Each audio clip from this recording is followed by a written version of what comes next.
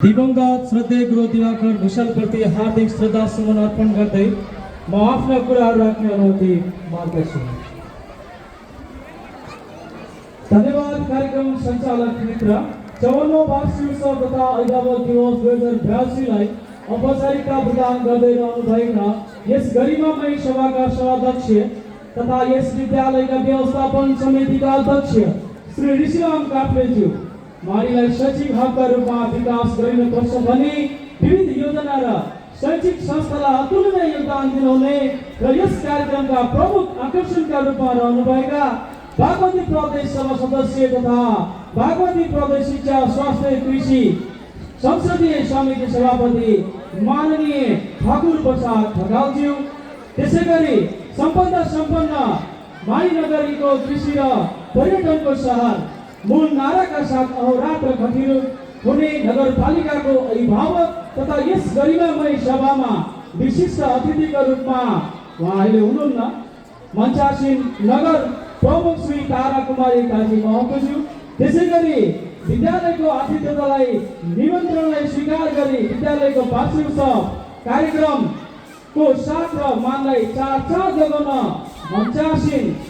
सबै तह र तबकाका अतिथिगण, माली नगरपालिकाका प्रशासकीय प्रमुखज्यू, विविध सामाजिक तथा राजनीतिक व्यक्तित्वहरू, विद्यालयको वृद्धि विकासको लागि कार्यक्रममा अहोरात्र कार्य गरी रगत पसिना बगाउनु हुने विद्यालयका पूर्व व्यवस्थापन समितिका अध्यक्षज्यूहरू, सल्लाहकारज्यूहरू, त्यसैगरी विद्यालयको शैक्षिक आर्थिक तथा बौद्धिक पक्षलाई सबल र सक्षम बनाउने पवित्र उद्देश्य राखी आफूसँग भएको सम्पत्तिलाई लोक हितका लागि सेवामा दान दिने श्रद्धेय अक्षय घोष दाताहरू तथा चन्ददाताहरू, सम्पूर्ण माध्यमिक एवं आधारभूत विद्यालयका प्रधानाध्यापक साथीहरू, त्यसैगरी विद्यालय व्यवस्थापन समितिका अध्यक्षज्यूहरू, त्यसैगरी विभिन्न सङ्घ संस्थाबाट प्रमुख तथा प्रतिनिधिज्यूहरू, त्यसैगरी वडा नम्बर 5 का वडाध्यक्षज्यू, त्यसैगरी सम्पूर्ण वडाका वडाध्यक्षज्यूहरू, विभिन्न रेडियो एफएम अनलाइन एवं पत्र पत्रिकाका पत्रकार बन्धुहरू, विद्यालयमा कार्यरत वर्तमान विविध समितिका साथीहरू, त्यसैगरी शिक्षक तथा कर्मचारी साथीहरू, विद्यालयको आरोह अवरोहमा सँगसँगै हातोमाले गर्नुहुने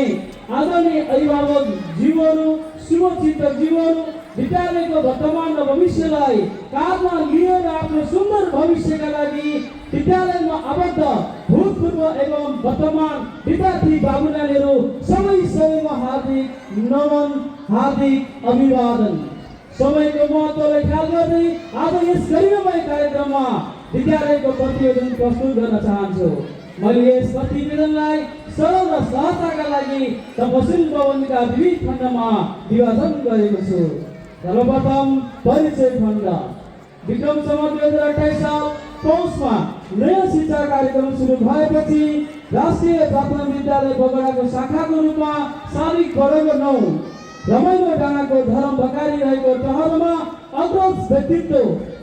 चन्द्रकान्त काफ्लेको अक्षर चिनाउने कामबाट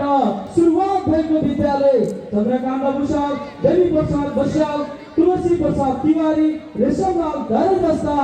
व्यक्तित्वहरूको सहयोग र साथले विक्रम सम्वत 2030 मा औपचारिक ढङ्गले अगाडि बढेको यस विद्यालयले विविध आरोह र अवरोह पार गर्दै 2072 साल असार 28 गते कार्यपालिकाको निर्णयबाट साविक श्री निगम माध्यमिक विद्यालय रमाइलो डाँडा, श्री कालिका राष्ट्रिय प्राथमिक विद्यालय र दिवाकर स्मृति विद्यालय गरी 3वटा विद्यालयलाई समायोजन गरी आजको दिवाकर स्मृति माध्यमिक विद्यालय माडीपक्ष रमाइलो डाँडा माध्यमिक विद्यालयको रूपमा आफ्नै छुट्टै गौरवमय इतिहासको परिचय बोकिरहेको कुरा म सबैमा जानकारी गराउन चाहन्छु।